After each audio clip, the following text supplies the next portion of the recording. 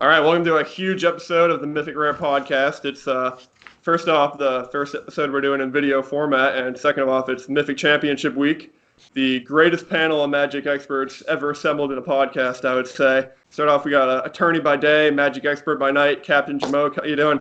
I'm doing well. How are you?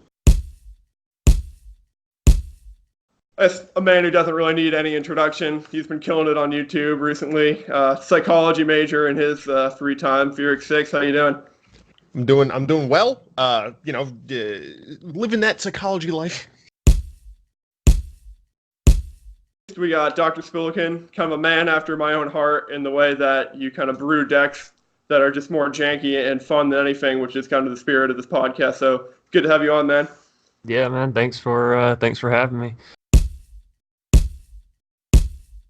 But I'll start with you, Captain Jamoke. Is your Karn, the great creator, Black Knights deck? The Karn Golgari adventure, kind of mono black adventure, is just as an explanation. It's a deck that relies on Lucky Clover, which is a 2-mana colorless artifact, which doubles any casting of an adventure spell, not the creature version.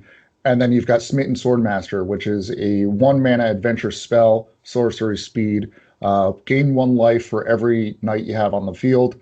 Your opponent loses 1 life for every knight you have on the field, between 5 and 10 health, hopefully. And then you hit that wall, which everyone hits. What the Smitten Swordmaster combo allows you to do is you just reach past it. Right? It's direct damage. So for 1 mana, you're causing a direct damage to your opponent and not worrying about this field of dead zombies. And quite frankly, you're going to be gaining life faster than your opponent. Right? So the Smitten Swordmaster one, it's just great. 1, it's fun to play. 2, it's cheap, and it takes advantage of the adventure card's ability to function as starting out with a creature or starting out with a spell and converting that into some other sort of strategy. And so ThyrixSyx, I know you're a big Grixis guy, and no Grixis got to stay in the light this tournament, unfortunately. But So to address essentially the Grixis issue, right? There are 6 total decks out of the 64 that aren't green based, essentially, and it seems weird to say. Green is too strong. When the mana bases are so poor, and I do think that right now we do have pretty poor mana bases. When the mana bases are so poor, green's ability to make sure we are still hitting our land drops, making sure we can still actually color fix, means that it is necessarily going to be kind of the top dog. And the fact there were a few decks, I went through and I briefly looked at all of the decks that are included, that we're running main deck Unmoored Ego. That's like a total just fuck it attitude, I think, but I kind of like it. But when you have to have sideboard cards consistently in the main deck, I think that really shows that there's a problem, right? At least on like turn 4, my opponent might be playing a Golos. I need to be able to deal with that, right? And I think it's an issue. If we had better access, if different 3-color combinations had better access to wider mana, we would be able to see more interaction going on, because these other color decks would be able to still fight against these green decks. So, Chance, I'll move this one over to you. Regular Golos versus Fires of Invention Golos. Who do you got? Yeah, definitely Fires. I actually like that deck. That's a deck that I'm really, really excited for.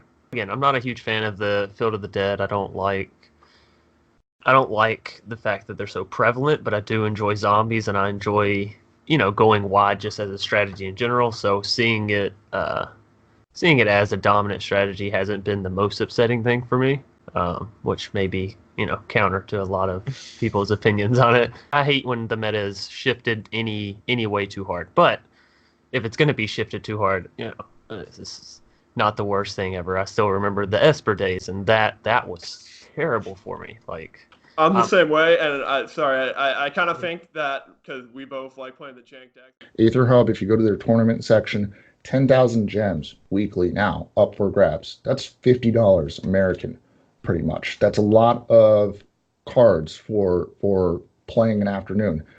It was one of the first tournaments, if not the first tournament after Throne of Eldraine was released. These lists were published by playing in the Aetherhub tournaments. We had people from Aetherhub.com published on MTG Top 8. We had other sites using these Aetherhub tournaments as the meta shapers. So if you want to get in there and win gems and shape the meta, perfect place to do it.